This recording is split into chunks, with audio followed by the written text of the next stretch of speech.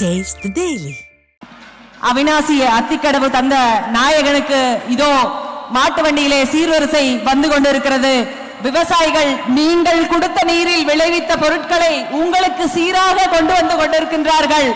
மிக பெருமை வாய்ந்த ஒரு சீர்வரிசை இது. உலகத்திலேயே தங்கம், வெள்ளி, வைரம் எது கொடுத்தாலும் ஈடு செய்ய முடியாத பொருள் விவசாய பொருள், உணவுப் பொருள். அப்படிப்பட்ட உணவுப் பொருளை இந்த பகுதி மக்கள் உங்களுக்கு சீர்வரிசையாக கொண்டு வந்து கொண்டிருக்கிறார்கள். 60 ஆண்டு காலம், கிட்டத்தட்ட 3 தலைமுறை வேள்வி யாகத்தை நீங்கள் நிறைவேற்றி கொடுத்து வெற்றியடை செய்திருக்கிறீர்கள்.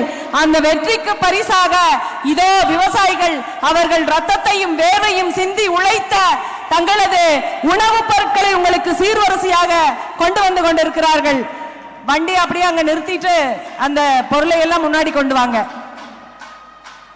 உலகத்திலேயே விலை மதிக்க முடியாதது விவசாயியின் நெற்றியில் வரும் வேர்வை முத்துத்தான். அப்படி அந்த முத்தில் உருவான தனது சீர்வரிசையை உங்களுக்கு வேறு எது கொடுத்தாலும் பொருத்தமாகாது என்று நீங்கள் கொடுத்த நீரில் விளைவித்த பொருட்களையே உங்களுக்கு சீர்வரிசையாக கொண்டு வந்திருக்கிறார்கள். இதுதான் இந்த மண்ணின் விவசாய மக்களின் பெருந்தன்மை, அவர்களின் மனது.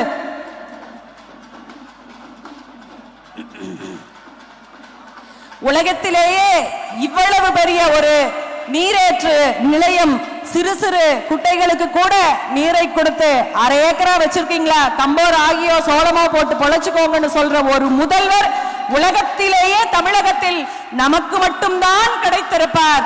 எத்தனையோ நடிகர்களுக்கு கூட்டம் கூடும், எத்தனையோ பாடகர்களுக்கு கூட்டம் கூடும். சாதாரண ஒரு விவசாயிக்கு, சாதாரண ஒரு தென் தமிழ் கோடியின் முதல்வருக்கு இத்தனை பெரிய கூட்டம் கூடியிருக்கிறது என்றால் இது அவருக்கு கிடைத்த வெற்றி அல்ல, விவசாயத்திற்கு கிடைத்த வெற்றி. நாமெல்லாம் கோபுரத்தில் வைத்து கொண்டாடுவது விவசாயி விளைவிக்கும் விதை நெல்தான். அப்படிப்பட்ட விதையை விதைக்கும் விவசாயி உங்களுக்கு நன்றி கூற வந்திருக்கிறார்.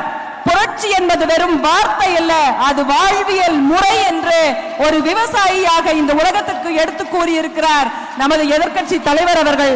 அவருக்கு இதோ சீர்வரிசை வந்து கொண்டிருக்கிறது. பெற்ற வீட்டிலிருந்து ஒரு பெண்ணுக்கு சீர்வரிசை வரும். இதோ விவசாயிகளிடமிருந்து ஒரு விவசாயிக்கு சீர்வரிசை வருவது இங்கே முதலில் நடக்கிறது. அத்திக்கடவு அவினாசி திட்டம் கொடுத்த நாயகரோ இதே இந்த பகுதி விவசாயிகளின் சீர்வரிசை உங்களுக்காக.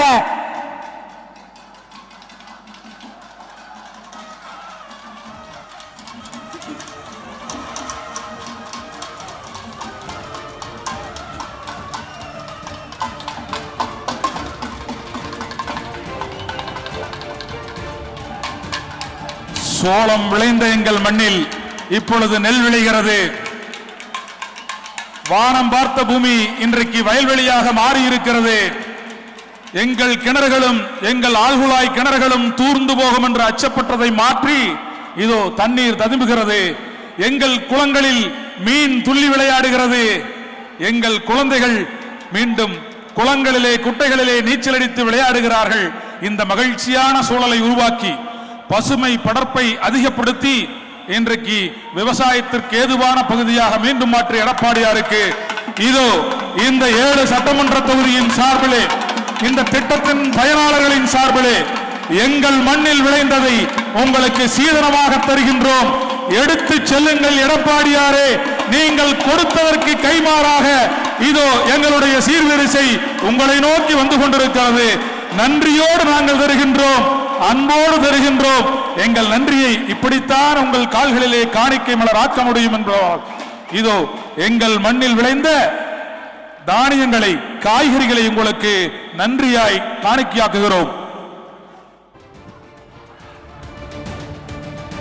கடலிடை நீர் மொண்டு மொண்டு வானவெளியில் நடந்து களைத்து வரும் மேகங்களுக்கு இளைப்பார இடம் கொடுத்தவள் அன்னை மேற்கு தொடர்ச்சி மலை. அவள் அள்ளி தந்த கொடை அத்திக்கடவு. அக்கொடையை வானம் பார்த்த விவசாயி வளம்பெற அள்ளி தந்தீர்கள். இதோ அந்த விவசாயிகள் தங்களது நன்றியை விளைவித்த பொருளாக உங்களுக்கு சீதனமாக கொடுக்கிறார்கள். உலகத்திலேயே ஒரு முன்னாள் முதல்வருக்கு, ஒரு எதிர்க்கட்சி தலைவருக்கு, ஒரு ஆணுக்கு சீர்வரிசை தந்த மண் இந்த மண்.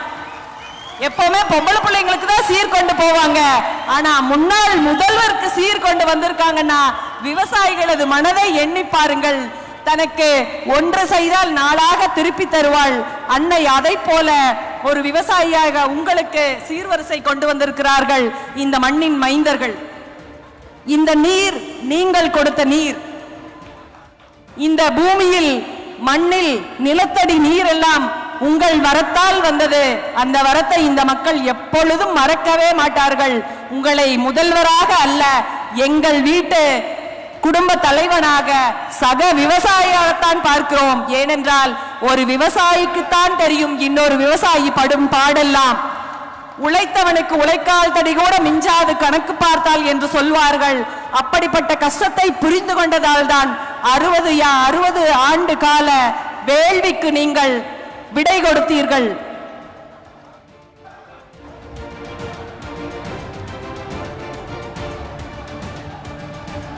அன்புக்கினிய சொந்தங்களே, எல்லோருக்கும் ஐயா எடப்பாடியார் அவர்களுக்கு நேரில் சந்தித்து பொருள் கொடுத்து பொன் கொடுத்து வாழ்த்த வேண்டும், நன்றி சொல்ல வேண்டும் என்றும் ஆசைதான்.